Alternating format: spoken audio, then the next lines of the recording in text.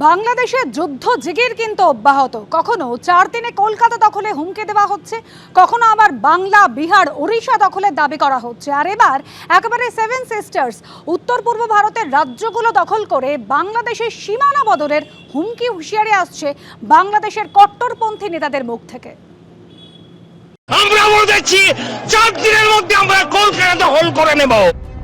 বাংলাদেশের দিবাস্বপ্নের পরিধি ক্রমেই বাড়ছে। কখনো 4 দিনে কলকাতা, কখনো বাংলা, বিহার, ওড়িশার দাবি জানানো, আর এবার উত্তর পূর্ব ভারতের দিকেও তাদের কুনজর।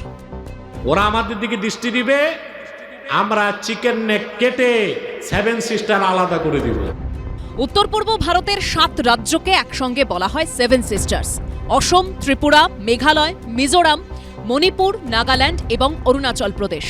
বাংলাদেশের সঙ্গে ভারতের যে 4000 কিলোমিটারেরও বেশি দীর্ঘ স্থল সীমান্ত, তার প্রায় 2/3 কিন্তু এই 7 সিস্টার্সের সঙ্গে।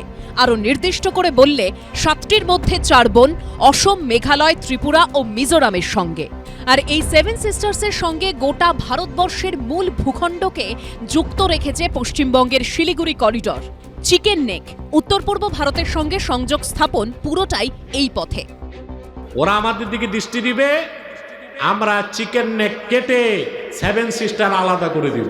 সরকার সিদ্ধান্ত নিছে, কাজ শুরু করতেছে। ত্রিপুরা আমাদের, আসাম আমাদের, মিজোরাম আমাদের, সমগ্র পূর্বাঞ্চল নিয়ে নতুন বাংলাদেশের সীমানা হবে ইনশাআল্লাহ।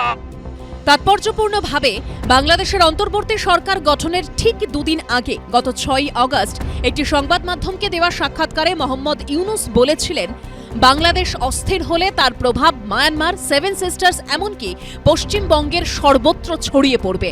এমনকি কয়েক মাস আগে বাংলাদেশে আকস্মিক বন্যার পর স্লোগান শোনা গেছিল, বন্যায় যদি মানুষ মরে 7 সিস্টার্স থাকবে না রে।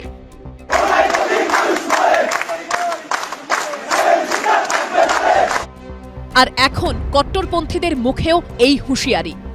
সামগ্রিকভাবে যখন একটা দেশ এইরকমভাবে ঝুঁকে পড়ছে একটা কট্টর ইসলামপন্থী মৌলবাদী রাস্তায়, তাতে এক তো বাংলাদেশের জন্য খারাপও লাগছে, বাংলাদেশ সেই সিরিয়া আর পাকিস্তানের রাস্তায় হাঁটছে, অন্য রাস্তায় হাঁটতে পারতো। আবার দ্বিতীয় কথা, ভারতবর্ষ যেহেতু একদম নিয়ারেস্ট প্রতিবেশী এবং বিশাল লম্বা বর্ডার, একটা চিন্তারও কারণ আছে। ভারতের বিদেশ সচিব ঢাকায় গিয়ে বন্ধুত্ব সম্পর্কের আহ্বান জানাচ্ছেন, কিন্তু বাংলাদেশের কট্টরপন্থীদের তরফে উস্কানি, প্ররোচনা থামছে না। এবিপি আনন্দ।